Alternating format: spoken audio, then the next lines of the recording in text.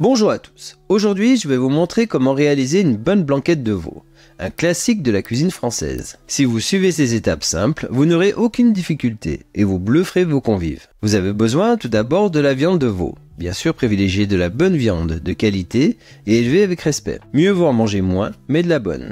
Rincez la viande, puis ajoutez de l'eau avec un bouquet garni. Portez à ébullition et écumez la mousse. Pendant que la viande cuit, coupez votre garniture. Carottes, oignons, ail, persil.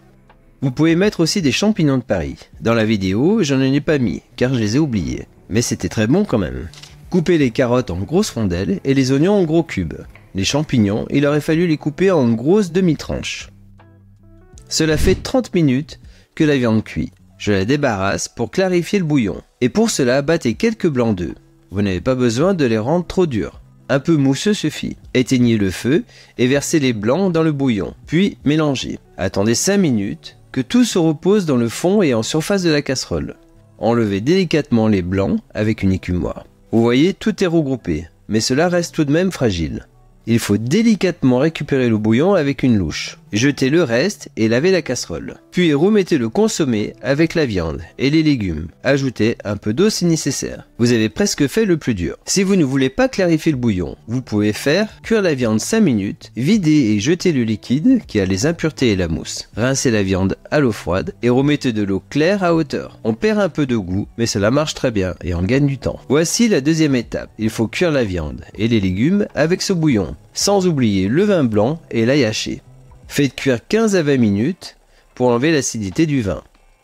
Puis ajoutez le lait et la crème. Mélangez deux types de viande. Une viande peu grasse, comme l'épaule ou le collier, et une viande entrelardée, comme la poitrine, le flanchet ou le tendron. Laissez cuire la viande jusqu'à ce que vous puissiez l'écraser entre vos doigts. Comme cela, vous êtes sûr qu'elle est parfaitement cuite. Effilocher. Vous pouvez la débarrasser dans un plat et la réserver. Nous sommes donc à la troisième étape, la sauce, qui est très importante.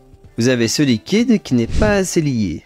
Vous avez donc besoin d'un roux blanc, que je fais avec du beurre fondu et de la farine. Faites cuire ce mélange 3 à 4 minutes, mais il ne doit pas colorer, sinon ce serait un roux brun, et il colorerait la sauce. Réservez le roux dehors et laissez-le refroidir un peu. Quand on lie une sauce avec un roux, on doit respecter le froid et chaud, c'est-à-dire une sauce chaude avec un roux froid, ou une sauce froide avec un roux chaud, et laisser bouillir pour voir le résultat.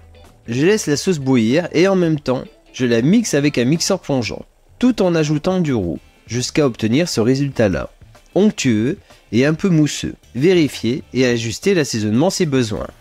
Puis remettez la viande et laissez cuire 2 à 3 minutes pour que tout se lie à nouveau. Un peu de persil haché pour le goût et l'esthétique, et voilà une blanquette tendre et onctueuse. Servie avec du riz ou des pommes vapeur, c'est un régal. J'espère que cette vidéo vous aidera. N'oubliez pas de vous abonner et le petit pouce si vous avez aimé bien sûr. Je vous dis à bientôt pour les prochaines vidéos. Merci et bon appétit.